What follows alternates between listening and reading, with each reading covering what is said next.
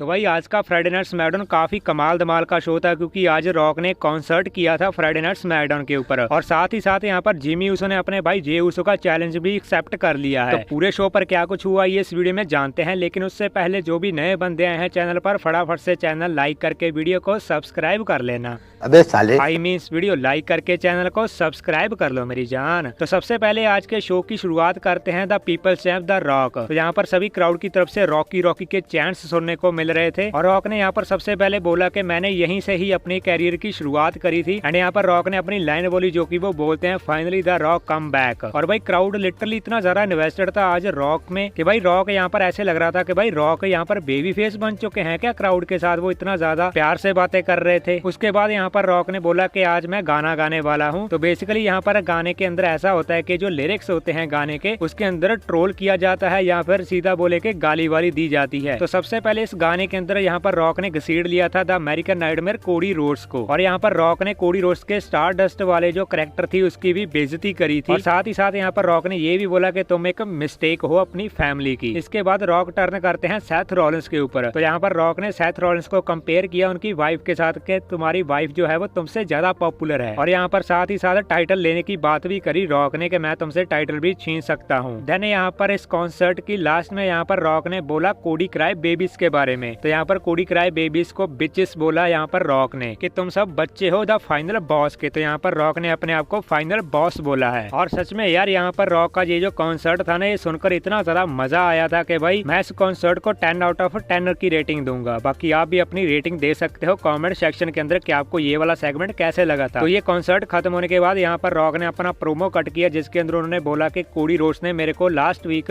एक स्लैप दिया था, एक थप्पड़ मारा था। एंड फिर इसके बाद कोडी रोड्स ने अपना इस थप्पड़ का जवाब दिया था मंडे नाइट रॉ पर रो कर। यहाँ पर वो ट्रोल करते हैं कि कोडी रोड्स कैसे रो रो कर बातें कर रहा था अपनी मंडे नाइट रॉ के ऊपर। तो यहाँ पर रॉक ने उसके बाद शॉट लेना शुरू कर दिया कोडी रोड्स की माँ के ऊपर कि मैं तुम्हें बताना चाहता हूँ कि रॉक एंड रोमन रेंस तुम्हारे बेटे और सेथ रॉलिंस को हराने वाले हैं रेसलमेनिया की नाइट 1 के ऊपर, एंड हम कोडी रोड्स को बिल्कुल भी नहीं जीतने देंगे चैंपियनशिप। तो यहाँ पर रॉक ने एक टाइटल को रिवील किया जो कि वो अपनी कमर पर पहन कर आते हैं। कोडी रोड्स सेम वैसी थी, लेकिन इसकी लुक कुछ ऐसी थी जो कि आप स्क्रीन पर देख भी सकते हो। तो रॉक ने कोडी रोड्स की मॉम को बोला कि जब रोमन रेंस कोडी रोड्स को हरा देगा रेसलमेनिया 40 के अंदर, तो उसके बाद मैं इसी बेल्ट से कोडी रोड्स को मार मार कर उसका ब्लड निकाल दूंगा। तो यहाँ पर इस सेगमेंट की एंडिंग में रॉक ने बोला if you smell the final boss is cooking, and इस तरह से ये सेगमेंट की एंडिंग होती है। इसके बाद हमें एले नाइट आते हुए देखते हैं। तो एले नाइट यहाँ पर कॉल आउट करते हैं एजे स्टाइल्स को कि भाई आजा मेरे सामने आ जा तू एक बार, लेकिन यहाँ पर एजे स्टाइल्स तो नहीं आए। तो उसके बाद एले नाइट ने यहाँ पर चैलेंज कर दिया है एजे स्टाइल्स को कि मैं तुम्हें फेस करूंगा रेसलमेनिया 40 के अंदर। और जैसे ही वो चैलेंज को ड्रॉप करते हैं तो पीछे से एजे स्टाइल्स आकर चेयर से अटैक कर देते हैं एले नाइट के ऊपर। एंड यहाँ पर जो एजे स्टाइल्स है वो बोलते हैं आई एक्सेप्ट। तो इनका मैच भी यहाँ पर ऑफिशियल हो चुका है रेसलमेनिया 40 के लिए। देन हमें बैक स्टेज यहाँ पर जिमी ऊसो देखते हैं जो कि यहाँ पर बोलते हैं कि जे ऊसो मुझे चैलेंज कर रहा है रेसलमेनिया 40 के अंदर एक मैच के लिए। तो यहाँ पर वो मेंशन करते हैं कि लास्ट ईयर की रेसलमेनिया 40 के अंदर भी हमने फाइट किया था एक टैग टीम मैच के अंदर रहकर, लेकिन इस बार हम एक दूसरे के साथ लड़ने वाले हैं रेसलमेनिया 40 के अंदर। तो यहाँ पर जो है जिमी ऊसो ने बोला यीट, मतलब कि ये जो चैलेंज है जे ऊसो का वो एक्सेप्ट कर लिया है जिमी ऊसो का। तो फाइनली आपको यीट वर्सेस नो ईट देखने को मिलेगा रेसलमेनिया 40 के अंदर, मतलब कि Jimmy Uso versus Jey Uso का मैच। देन हमें शो के ऊपर मैच देखने को मिलता है Randy Orton versus Grayson Waller के बीच एक सिंगल मैच। एंड इस मैच के दौरान लोगन पॉल और ऑस्टिन थ्यूरी रिंग साइड पर खड़े हुए थे जो कि काफी ज्यादा डिस्ट्रैक्शन कर रहे थे इस मैच के अंदर। तो यहाँ पर विंटेज डीडीटी देखने को मिलती है रैंडी ऑर्टन की तरफ से ग्रेसन वॉलर के ऊपर, लेकिन जैसे ही वो आरकेओ लगाने जाते हैं तो ऑस्टिन थ्यूरी पीछे से खींच लेते हैं ग्रेसन वॉलर को, और यहाँ पर रैंडी ऑर्टन अटैक कर देते हैं ऑस्टिन थ्यूरी के ऊपर। और भाई यहाँ पर हमें आरकेओ देखने को मिलती है out of nowhere Grayson Waller के ऊपर, एंड इस तरह से पिन करके यहाँ पर रैंडी ऑर्टन ने विक्ट्री कर ली थी। और इस मैच के बाद यहाँ पर ऑस्टिन थ्यूरी ने अटैक कर दिया था रैंडी ऑर्टन के ऊपर, और लोगन पॉल भी यहाँ पर रिंग के अंदर आ गए थे। तो यहाँ पर रैंडी ऑर्टन को सेव करने के लिए आते हैं केविन ओवेंस। तो केविन ओवेंस ने यहाँ पर मारकर भगा दिया था ऑस्टिन थ्यूरी को। देन हमें यहाँ पर